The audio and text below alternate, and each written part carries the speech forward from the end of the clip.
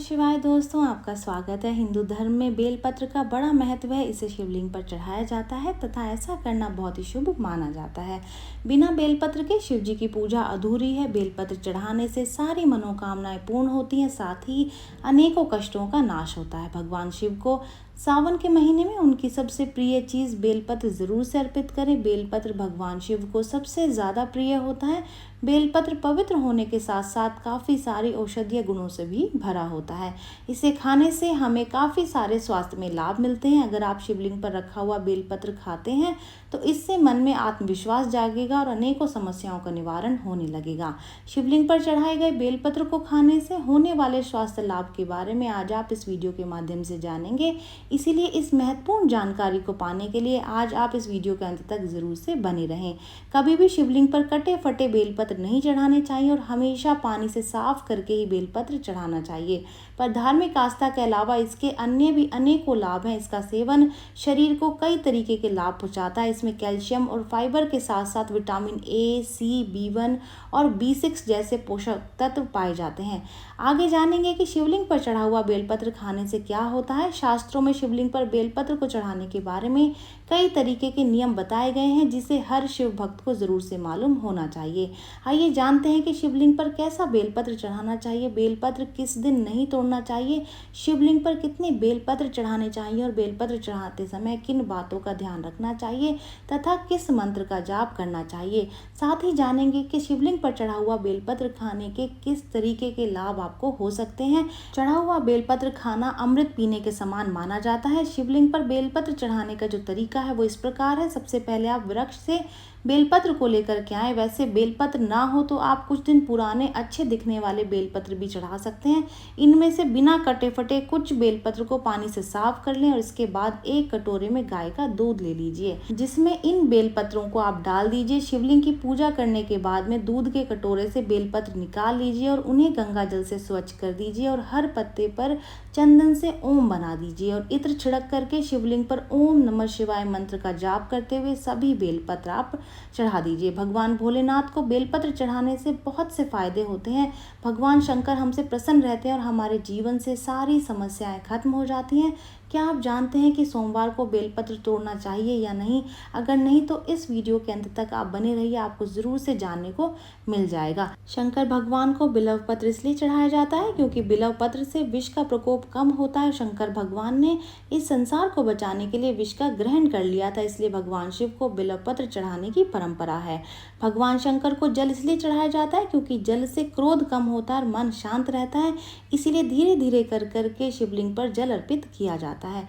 जान लेते हैं सोमवार को बिल्व पत्र तोड़ना चाहिए या फिर नहीं। चतुर्थी, अष्टमी, नवमी, द्वादशी, चतुर्दशी, अमावस्या, पूर्णिमा, संक्रांति और सोमवार को तथा दोपहर के बाद में बिल्व पत्र नहीं तोड़ना चाहिए। इन दिनों तथा शाम के समय बिल्व पत्र तोड़ने से भगवान शिव क्रोधित हो जाते हैं और शिवलिंग पर बिल्व पत्र चढ़ाते समय कुछ बातों का ध्यान रखना होता है, जैसे कि बिल्व पत्र को तोड़ते समय मंत्रों का उच्चारण जरूर से करना चाहिए।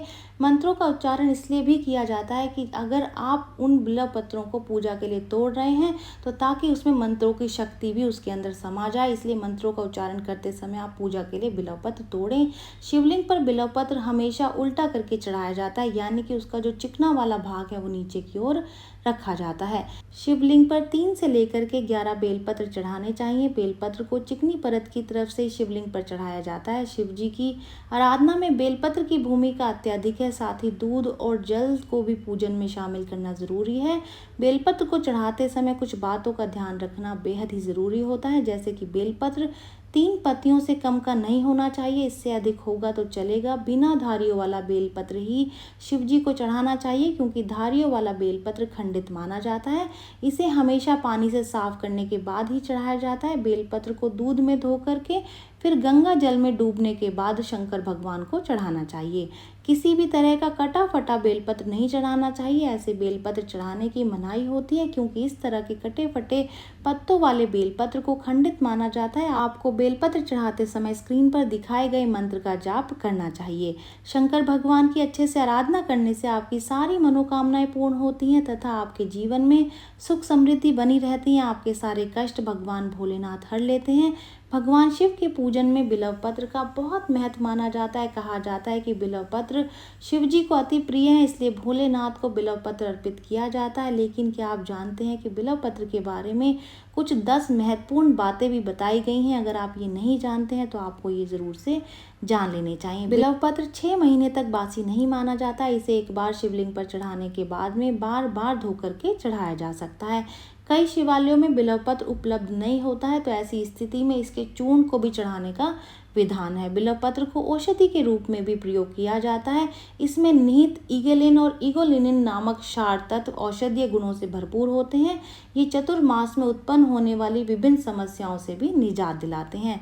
ये गैस, कफ और अपच की समस्या को दूर करने में सक्षम है। इसके अलावा यह कृमि और दुर्गंध की समस्या में भी फायदेमंद है। प्रतिदिन 7 बिल्व पत्र खा करके पानी पीने से स्वप्न दोष की बीमारी से छुटकारा मिलता है। इसी प्रकार यह एक औषधि के रूप में भी काम आता है। मधुमेह के रोगियों के लिए बिल्व पत्र रामबाण इलाज है। मधुमेह होने पर 5 बिल्व पत्र 5 काली मिर्च के साथ में रोज सुबह के समय खाने से अत्यधिक लाभ होता है। बिल्व पत्र के प्रतिदिन सेवन से गर्मी बढ़ने की समस्या भी समाप्त हो जाती है। शिवलिंग पर प्रतिदिन बेलपत्र चढ़ाने से सभी समस्याएं दूर हो जाती हैं। भक्तों को कभी भी पैसों की समस्या नहीं रहती है। बिल्व पत्र को तिजोरी में रखने से भी बरकत आती है। कुछ विशेष तिथियों पर बिल्व पत्र को तोड़ना वर्जित माना जाता है, जैसे कि चतुर्थी, अष्टमी, नवमी, द्वादशी, चतुर्दशी, अमावस्या, पूर्णिमा, संक्रांति और सोमवार पर बिल्व पत्र नहीं तोड़ना चाहिए। अगर आपको बिल्व पत्र की आवश्यकता है पूजा के लिए तो आप एक दिन पहले ही बिल्व पत्र तोड़ करके रख सकते हैं।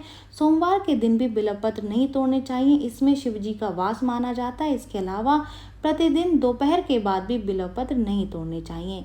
बेलपत्र के पत्ते में कैल्शियम और फाइबर के साथ साथ विटामिन ए, सी, B1 और B6 जैसे पोषक तत्वों से ये पत्ते भरपूर होते हैं। बहुत से लोग ये नहीं जानते होंगे कि बेल के पत्तों का सेवन करने से स्वास्थ्य समस्याओं को दूर करने में मदद मिलती है और इसकी पत्तियों के सेवन से कई सारी बीमारियों का इलाज किया जा सकता है। लेकिन कुछ मामलों में इसका सेवन करना भी नुकसानदायक भी हो सकता है। सबसे पहले फायदे जान लेते हैं कि शिवलिंग पर चढ़ा हुआ बेलपत्र अगर आप खाते हैं तो उसके क्या फायदे हो सकते हैं। डायबिटीज़ के मरीज या फिर हाई ब्लड शुगर लेवल को नियंत्रण में रखने के लिए बिल्व पत्र काफ़ी फायदेमंद होता है। अगर आप सुबह रोज उठ करके खाली पेट बिल्व पत्र खाते हैं तो इससे आपका शुगर लेवल कंट्रोल में रहेगा, जिससे डायबिटीज़ की बीमारी में काफ़ी हद तक आपको राहत मिलेगी।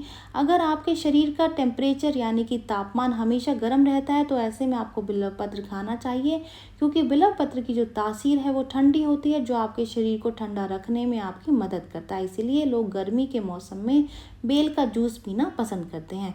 सुबह के समय भगवान शिव के शिवलिंग पर चढ़ाया हुआ बिल्व पत्र खाने से कमजोरी दूर होती है और शरीर की इम्यूनिटी स्ट्रांग होती है। सुबह खाली पेट शिवलिंग पर चढ़ाए हुए बिल्व पत्र को खाने से दिल से जुड़ी बीमारी से राहत मिलती है। साथ ही इसके सेवन से आपका दिल स्वस्थ रहता है। गैस की परेशानी हो, कब्ज की समस्या से आप जूझ रहे हो, अपच, पेट दर्द या फिर एसिडिटी जैसी समस्या होने पर सुबह के समय खाली पेट बिल्व पत्र का सेवन करना चाहिए। बिल्व पत्र औषधि गुणों से भरपूर होते हैं जो आपकी पेट से जुड़ी हुई हर समस्या को दूर करने में मदद करते हैं। जहाँ देखिए किसी चीज़ के फायदे होते हैं तो ज़्यादा खाने के उसके नुकसान भी होते हैं, तो नुकसान भी जानना आपके लिए बेहद ज़रूरी है।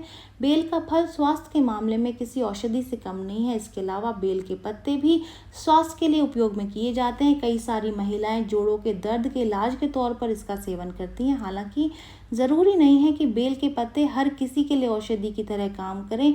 ज्ञान के अभाव में इसका सेवन करना कुछ मामलों में जहर के समान भी हो सकता है। हर आदमी का शरीर हर एक आदमी से अलग अलग होता है, अलग तरीके की प्रक्रिया हर किसी के शरीर में होती है, तो ज़रूरी नहीं है जो चीज़ किसी एक आदमी को फ़ायदा करती है तो वो चीज़ हर आदमी को फ़ायदा करेगी। तो चलिए जान लेते हैं कि इन पत्तों का सेवन करने के किसी इंसान को क्या नुकसान हो सकते हैं। कुछ लोगों को बेल के पत्ते खाने से एलर्जी हो सकती है, जो कि त्वचा को उत्तेजित करती है, जिसकी वजह से खुजली, दाने और संक्रमण हो सकता है। बेल के पत्तों में माइकोटॉक्सिन होता है जो आपके शरीर के लिए हानिकारक हो सकता है। बेल के पत्तों में ऑक्सैलिक एसिड होता है जो कि अधिक मात्रा में खाने से पेट की समस्याएं जैसे कि उल्टी की तकलीफ या फिर पेट दर्द का कारण ये बन सकता है। बेल के पत्तों में सोडियम होता है। इन पत्तों का अधिक मात्रा में सेवन करने से उच्च रक्तचाप का ये कारण बन सकता है। जिनको हाई ब्लड प्रेशर की प्रॉब्लम है उनको बेलपत्र नहीं खाने चाहिए। गर्भवती महिलाओं को भी बेलपत्र का सेवन करने से बचना चाहिए, इससे गर्भ अवस्था के दौरान समस्याएं हो सकती हैं। तो बेलपत्र का भी अधिक सेवन नहीं करना चाहिए, उसके नुकसान भी हो सकते हैं। ये जानकारी यहीं तक ही। उम्मीद है दी गई जानकारी आपके काम आएगी और आप इसका लाभ उठाएंगे। जो लोग वीडियो देख रहे हैं वीडियो को लाइक कर दीजिए, चैनल को सब्सक्राइब कर दें, नोटिफिकेशन बेल को दबाना बिल्कुल भी ना भूलें, क्योंकि यहाँ पर इस तरीके की महत्वपूर्ण जानकारियाँ मिलती रहती हैं। तो चलिए मिलते हैं नई वीडियो में नई जानकारी के साथ। जय श्रीमन नारायण दोस्तों, जय शिव शंकर।